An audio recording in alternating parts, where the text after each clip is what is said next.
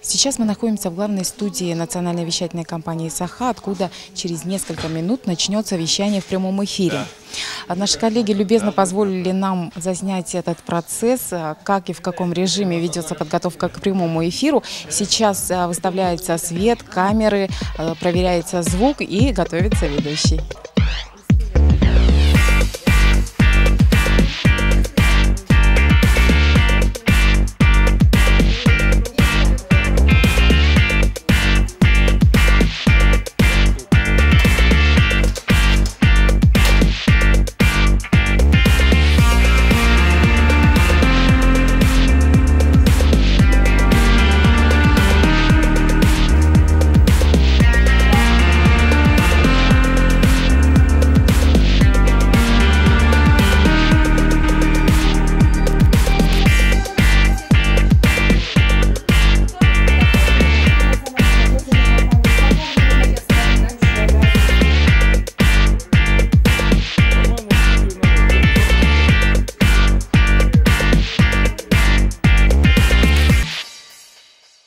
Сейчас мы находимся у аппаратно-студийного комплекса. Это альма-матер вещательной компании «Сердце и пульс».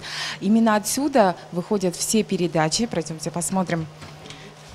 И сейчас здесь ведется подготовка к прямому эфиру. Сегодня за пультом режиссер дирекции информационно-политических программ Татьяна Павлова. Нет, вообще по всем пройдемся, звук должен он проверить. Все. Серия пошел.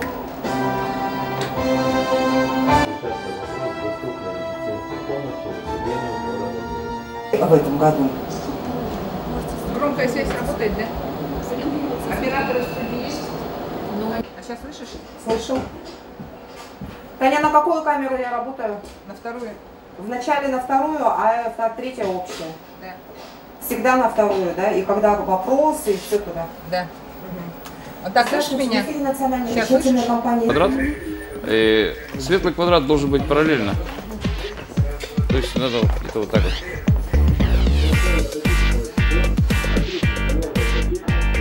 Татьяна, расскажите, как ведется подготовка к прямому эфиру, вообще особенности вещания в прямом эфире? Действительно, традиционно эфир с президентом республики вызывает очень большой интерес у жителей, у граждан. Поэтому заблаговременно сообщается о том, что будет этот эфир, проходит везде эта информация, очень много поступает телефонных звонков. Все хотят задать свой вопрос, тот вопрос, который волнует его лично или волнует жителей какого-то определенного улуса. Это действительно очень большая работа, подготовка к такому эфиру, потому что надо эти вопросы все собрать, скомпоновать, отобрать наиболее важные, может быть, отсеять какие-то очень мелкие вопросы. И это работа как нас, тележурналистов, так и тех, кто непосредственно работает с главой. Через несколько минут здесь появится ведущий и гость прямого эфира. Сегодня это временно исполняющий обязанности главы республики Егор Афанасьевич Борисов. Здравствуйте, Егор Афанасьевич. Здравствуйте. Что, все готовимся, да? Готовимся. Ладно, я сюда смотрю, да? Егор Афанасьевич, ваша камера, это вот она. Тогда мне надо чуть-чуть развернуться. Да, нам будет так удобнее. Да? И со мной как раз так удобнее будет, да?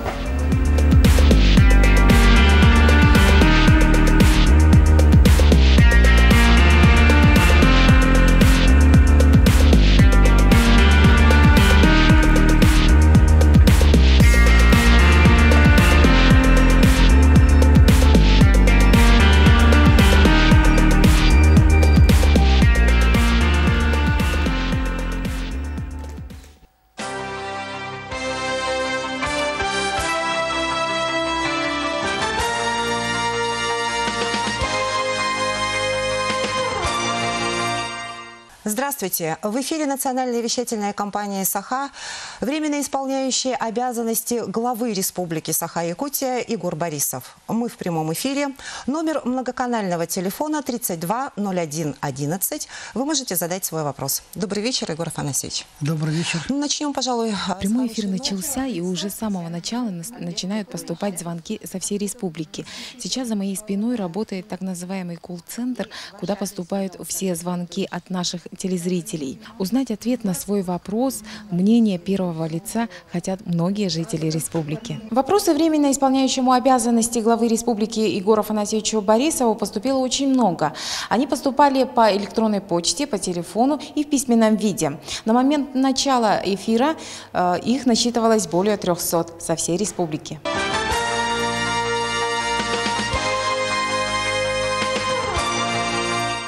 У нас есть уже первый звонок наших телезрителей. Давайте послушаем. Пожалуйста, говорите. Вы в прямом эфире, мы вас слушаем.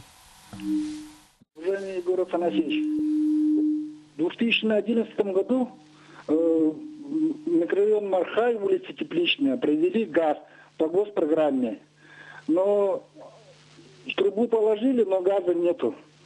И уже в течение 3 лет мы ждем этот газ. Хочу узнать, в этом году будет ли у нас газ? Проведут ли эту, закончат ли эту ветку? Спасибо. Так, ну я этот вопрос хотел бы немножко расширить, потому что та программа, которая была принята еще раньше, где мы занимались газификацией Белийской группы районов, Кобяйский район, Заречной группы районов, в том числе начали работу по пригородным нашим поселкам города Якутска.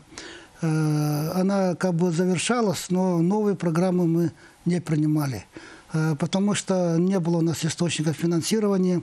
Та программа, которая была до этого определена, она свои как бы цели достигла.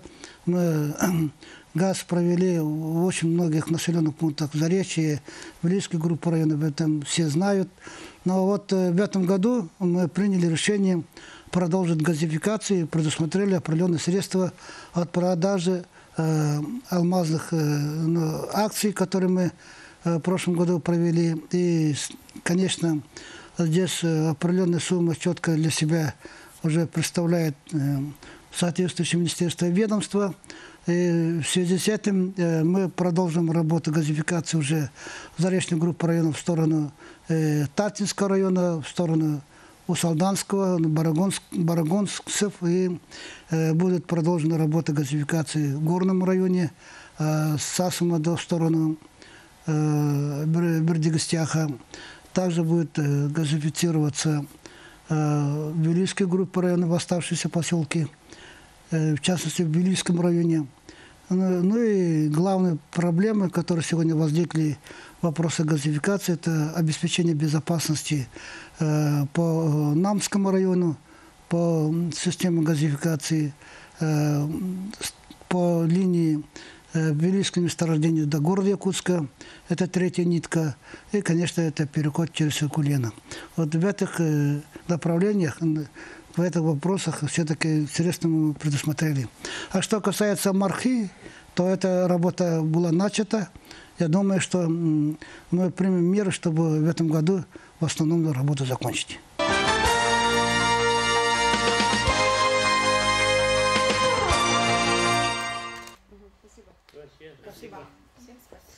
Какой вопрос самый запомнился, как прошел эфир и как простому жителю республики можно связаться с главой республики и задать ему напрямую вопрос, кроме вот проведения подобных эфиров? Многие селяне мой телефон знают, они звонят, они интересуются, какие вопросы как решаются, и иногда советуются, иногда возмущаются, иногда советуют. И, конечно, мне приятно. В большинстве случаев это с добрыми намерениями, с добрыми пожеланиями. Это очень, конечно, для меня важно. Я всегда волнуюсь перед эфиром. Раньше незаметно проходило, а сегодня красной нитью прошло, что я волнуюсь. Ну а так вопросы очень злободневные, проблемные. Хотелось бы на таких эфирах по более высоким темам, по более глобальным проблемам поговорить. Они озвучивают те проблемы, те вопросы, которые повседневно в своей жизни люди встречаются. И мне бы хотелось, чтобы эти проблемы были решены не только президентом или руководителем субъекта, а именно теми людьми, которые предназначены или определены как бы теми или иными решениями, как ответственные за решение этих проблем.